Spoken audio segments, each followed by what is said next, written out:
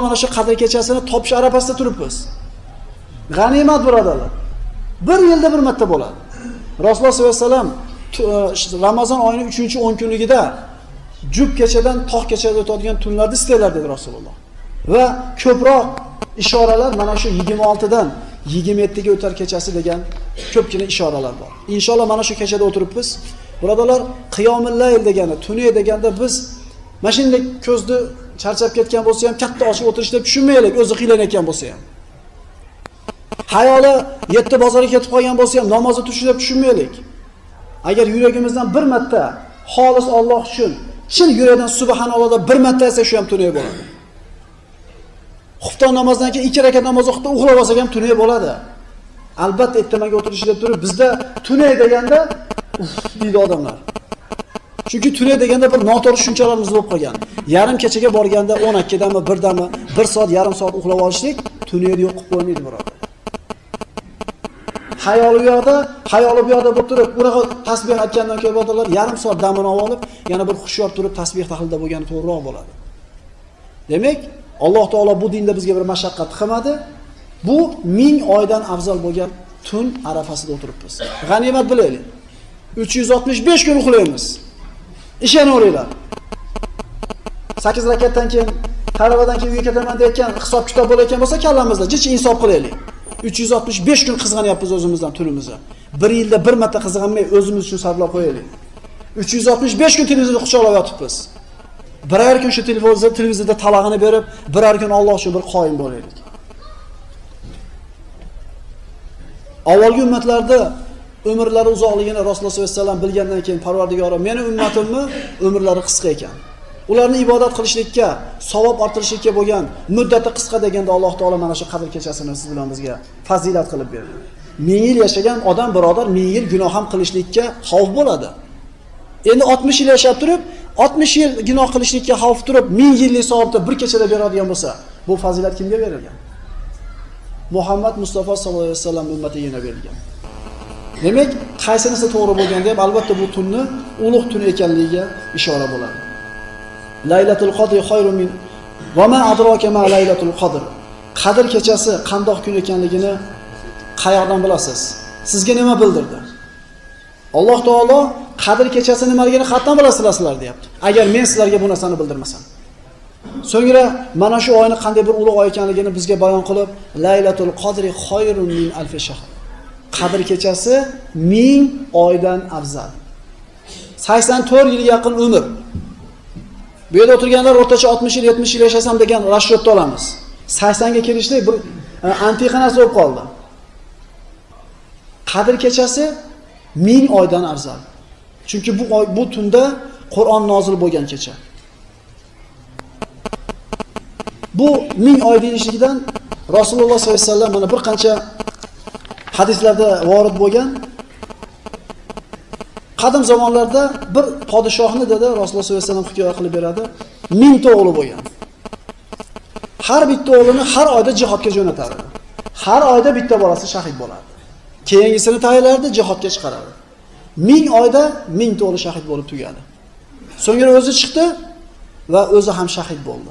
Mana shu narsani Rasululloh aytib berganida sahobalar ta'ajjubga tushdi. Shunda payg'ambar sollallohu alayhi vasallam bu qissani eshitib havas qilayotgan sahobalarga qarab turib, bundan ham afzal bo'lgan amalni aytaymi dedi. Qadr kechasi Alloh taolodan savob umidida, namozda, tasbihda, tahlilda, zikrda qoyim bo'lgan kishini qilgan ibodatining savobi 1000 ta bolasini shahid qilgan podshohning savobidan ko'ra ko'proq bo'ladi. 83 yil, 84 yil tinmasdan ibodat qilgan odam qancha savobga ega bo'lsa, qadr kechasini topgan kishiga undan ko'ra ziyoda savoblar ato qilinadi. Nabiy sallallohu alayhi vasallam bir kuni Banu Isroil payg'ambarlardan bo'lgan 4 tasi Ayyub, Zakariya, Huzalqil va Yusha ibn Nun alayhissalomlarga aytib turib, bular 80 yil Allohga ibodat qildi, shu 80 yil ichida bir marta ham gunoh qilishmadi dedi. Sahobalar ta'ajjubga kirdi, havas qilishdi. Shunda payg'ambarimiz qadr kechasida qilingan ibodat 80 yil gunoh qilmasdan ibodat qilgandan savobi ko'p bo'ladi dedi. Birodarlar, mana shu kechada o'tiribmiz inshaalloh. Qadr kechasini alomatlar haqida payg'ambarimizdan shunday bir hadislar vorid bo'ladi. Qadr kechasi bo'ladigan kunni quyoshi tog'orani singari chiqadi, issig'i qattiq isitmaydi, issig'i pastroq bo'ladi deb aytadi. Bugun shunaqa kun bo'ldi agar e'tibor bergan bo'lsanglar. Inshaalloh mana shu qadr kechasini topish arafasida turibmiz. G'animat birodarlar. Bir yilda bir marta bo'ladi. Rasululloh sollallohu alayhi vasallam Ramazon oyining 3-10 kunligida jub kechadan tog' kechaga o'tadigan tunlarda istaylar dedi Rasululloh. Va ko'proq ishoralar mana shu 26 dan 27 ga o'tar kechasi degan ko'pgina ishoralar bor. Inshaalloh mana shu kechada o'tiribmiz. Birodarlar, qiyomul layl degani, tuni deganda biz mana shunday ko'zni charchab ketgan bo'lsa ham katta ochib o'tirishda tushunmaylik, o'zi qiylanayotgan bo'lsa ham. Hayoli 7 bozorga ketib qolgan bo'lsa ham namozni tushunib tushunmaylik. Agar yuragimizdan bir marta xolis Alloh uchun chin yurakdan subhanallohda bir marta aytsa shu ham tunay bo'ladi. Xufton namozdan keyin 2 rakat namoz o'qib uxlab olsak ham tunay bo'ladi. Albatta ertamaga o'tirish deb turib bizda tunay deganda deydi odamlar. Chunki tunay deganda bir noto'g'ri tushunchalarimiz bo'lib qolgan. Yarim kechaga borganda 12 dami, 1 dami, 1 soat, yarim soat uxlab olishlik tunayni yo'q qilib qo'ymaydi birodar. Hayoli bu yoqda bo'lib turib, unaqa tasbih aytgandan keyin birodarlar yarim soat damini olib, yana bir xushyor turib tasbih tahlilda bo'lgani to'g'riroq bo'ladi. Demak, Alloh taolo bu dinda bizga bir mashaqqat qilmadi. Bu 1000 oydan afzal bo'lgan tun arafasida o'tiribmiz. G'animat bilaylik. 365 kun uxlaymiz. Ishonaveringlar. 8 rakatdan keyin, taravadan keyin uyga ketaman deyotgan hisob kitob bo'layotgan bo'lsa kallamizda jichi insof qilaylik. 365 kun qizg'anyapmiz o'zimizdan tunimizdan. Bir yilda bir marta qizg'anmay o'zimiz uchun sarflab qo'yaylik. 365 kun televizorda quchoqlab yotibmiz. Birar kun shu televizorda talag'ini berib, birar kun Alloh uchun bir qoyim bo'laylik. Avvalgi ummatlarda umrlari uzoqligini Rasululloh sollallohu alayhi vasallam bilgandan keyin Parvardigorim, meni ummatimni umrlari qisqa ekan. Ularni ibodat qilishlikka, savob orttirishlikka bo'lgan muddati qisqa deganda Alloh taolo mana shu qadr kechasini siz bilan bizga fazilat qilib berdi. 1000 yil yashagan odam birodar 1000 yil gunoh ham qilishlikka xavf bo'ladi. Endi 60 yil yashab turib, 60 yil gunoh qilishlikka xavf turib 1000 yillik savobni bir kechada beradigan bo'lsa, bu fazilat kimga berilgan? Muhammad Mustafa sallallohu alayhi vasallam ummatiga berilgan. Tanazzalul malaikatu va ruhu fiha bi izni robbihim min kulli amr. Unda farishtalar va ruh Robbilarining izni bilan barcha ishlarga tushurlar. Bu oyatdagi ruhdan maqsad Jabroil alayhisalom. Qadr kechasi Jabroil alayhisalom boshlig'idagi farishtalar Alloh taolo kelasi yilgacha taqdir qilgan ishlar ila tushadilar. Bismillahirrohmanirrohim. Alhamdulillahi robbil alamin. Vassalatu vassalamu ala khayri xalqihi Muhammad va ala alihi va ashabihi ajma'in. Assalomu alaykum va rahmatullohi va barakatuh. Azizlar, ushbu suhbatimizda Laylatul Qadr kechasi haqidagi hadislarni o'rganamiz. Laylatul Qadr so'zining lug'aviy ma'nosini biroz tushunib olishimiz o'zimiz uchun ham, hadislarni tushunishimiz uchun ham foydadan xoli bo'lmaydi degan umiddamiz. Laylatul Qadr degani Qadr kechasi degani. Qadr kechasini Qadr so'zida ikki xil ma'no bor. Birinchisi qadri ulug' kecha degani bo'lsa, ikkinchisi taqdir kechasi deyiladi. Laylatul Qadrni qadri ulug' kecha bo'lishi Alloh subhanahu va taolo bu kechani yil davomidagi bir yilda bo'ladigan barcha kechalardan fazilatli, qadri ulug' bir kecha qilib qo'yganidandir. Laylatul Qadr kechasining taqdir kechasi deb atalishi Parvardigori olam xuddi shu kechada o'z maxluqotlarining bir yillik taqdirlarini belgilaydigan kecha bo'lganligidandir. Shu sababdan ham bu kecha ulug'lanadi.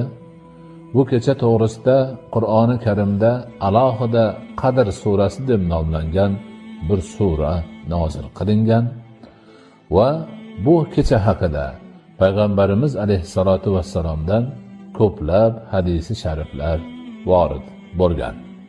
Ana o'sha hadislarda Payg'ambar alayhisolatu vassalomdan bu kechani qadri, qachon ekanligi, qanday bo'lishi kabi to'g'risidagi ma'lumotlarni o'rganamiz.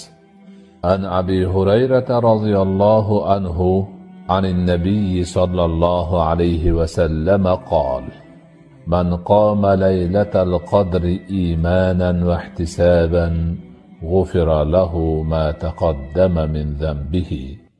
رواه الخمسة. Nabiy sallallohu alayhi va sallam 5 buyuk imom, Imom Buxoriy, Imom Muslim, Imom Abu Dovud, Tirmiziy va Nasailar ulug' sahobiy Abu Hurayra radhiyallohu anhudan rivoyat qilgan hadisda aytadilarki, kim Laylatul Qadr kechasini iymon, e'tiqod, yaxshi niyat bilan va savob umidida bedorlik bilan o'tkazsa, uning o'tgan gunohlari mag'firat qilinadi deydilar. Ya'ni mana shu kechani iymon bilan o'tkazib, savob umidida o'tkazish o'ziga xos bir tartib bilan bo'ladi. Bu yerda ulamolarimiz bayon qilgan holatda Laylatul Qadrni bedor o'tkazmoqchi bo'lgan kishi o'sha kechaning xuftonini va Laylatul Qadr kechasidagi tongi bomdod namozini jamoat bilan o'qimog'i kerak bo'ladi. Ana o'shanda demak kechani to'laligicha bedor o'tkazgan, ibodat bilan o'tkazganlik savobini oladi. Va boshqa holatlarda qiroati Qur'on, nafl namoz o'qish, ilm muzokarasi, zikr, salovat aytish kabi ibodatlar bilan o'tkaziladi.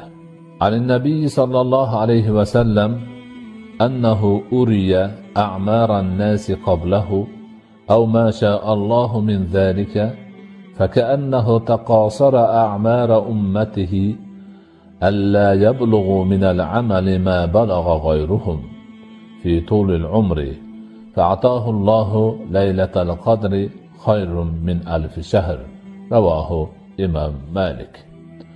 Imom Malik rivoyat qilgan hadisda aytiladiki, Nabiy sallallohu alayhi va sallamga boshqa qavmlarni, boshqa dinlardagi odamlarning umrlari ko'rsatildi, o'zlaridan oldingi o'tgan. Ya'ni Alloh nimani xohlasa ko'rsatadigan bo'lsa ko'rsatdi. Bilsalarki, ularni umri uzoq bo'lgan ekan.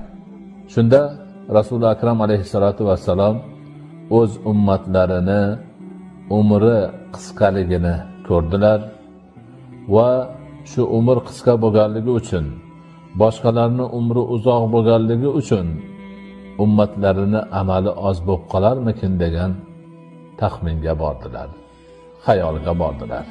Shunda Alloh subhanahu va taolo u zotga Laylatul Qadrni berdi. Bu Laylatul Qadr 1000 oydan afzaldir. Ya'ni bir kecha Laylatul Qadr kechasi deb nomlangan kechada mo'min musulmon banda niyat bilan, ixlos bilan ibodat qilsa, boshqa ummatlarni 1000 oy qilgan ummatiga teng savobni olar ekan. Mana shu bilan ummati Muhammadiyya savob olish borasida boshqalardan o'zib ketish sharafiga muyassar bo'ldi. Bunga aynan Laylatul Qadr kechasini Alloh subhanahu va taoloning o'zi sababchi qildi. Bu albatta Payg'ambarimiz alayhisolatu vassalomning sharofatlaridan, ummatlariga berilgan bir fazilat. 1000 oy degani bu juda katta muddat. Boshqa millatlarning, boshqa dinlarning odamlari umri uzoq bo'lgan bilan ulardan qisqa umrga ega bo'lgan ummati Muhammadiyani Laylatul Qadr sharofatidan topgan fazilatini topa olmas ekanlar. Bu nihoyatda ajoyib bir fazilat hisoblanar ekan. Laylatul Qadr kechasi Ramazonning qaysi bir kechasi ekanligi to'g'risida turli rivoyatlar kelgan. Ulamolarimiz bu rivoyatlarning turlicha bo'lishi odamlarni Ramazon davomida kechalarni ko'proq ibodat bilan o'tkazsinlar ko'proq savob umidida bo'lib Laylatul Qadrni aqtarsinlar degan ma'noda turlicha kelgan deyishadi. Lekin shu bilan birga ko'pgina demak rivoyatlarni solishtirib ko'rgandan keyin ulamolarning xulosasi Laylatul Qadr kechasi Ramazoni sharifni 27-kechasi ekanligiga demak ittifoq qilishgan. An Zirr ibn Hubaysh radhiyallohu anhu qala sa'altu Ubay ibn Ka'b faqultu inna akhaka ibn Mas'ud yaqulu man yaqumil hawla yusib laylatal qadri faqala rahimahullah arada an la yattakila an-nasu ama innahu qad alima annaha fi ramadana wa annaha fil 'ashr al-awakhir wa annaha laylatu 27 ثم حلف لا يستثني أنها ليلة 27 فقلت بأي شيء تقول ذلك يا أبا المنذر قال بالعلامة أو بالآية التي أخبرنا رسول الله صلى الله عليه وسلم أنها تطلع يومئذ لا شعاع له رواه الخمسة إلا البخاري. زر بن حبيش aytadilarki man Ubay ibn Ka'bdan so'rab aytdim. Sizning birodaringiz Ibn Mas'ud aytayaptiki, kim yil bo'yi kechani bedor o'tkazsagina Laylatul Qadrni topadi demoqda. Shunda Ubay ibn Ka'b aytdiki, Alloh uni rahim qilsin. Odamlar suyanib qolmasin shunga deb aytgan bo'lsa kerak. Ammo uni o'zi juda ham yaxshi biladi. Laylatul Qadr Ramazondaligini ham biladi. Laylatul Qadr Ramazonning oxirgi 10 kunligida kechalarida ham ekanligini ham biladi va uning 27-kecha ekanligini ham yaxshi biladi deb turib qasam ichdi-da va inshaalloh demasdan albatta u 27-kechadir deb aytdi. Shunda men buni qanday qilib aytyapsan ey Abu Manzur degan edim. U aytdiki, Rasululloh bizga xabar bergan alomatga suyanib aytyapman. Ana shu kechada quyosh nur sochmasdan chiqadi tong otayotganda dedilar.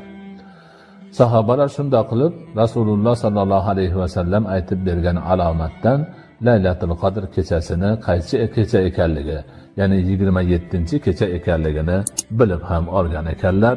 Alloh taolo shu kechani savobini topish, fazilatidan bahramand bo'lishni barchamizga nasib etsin.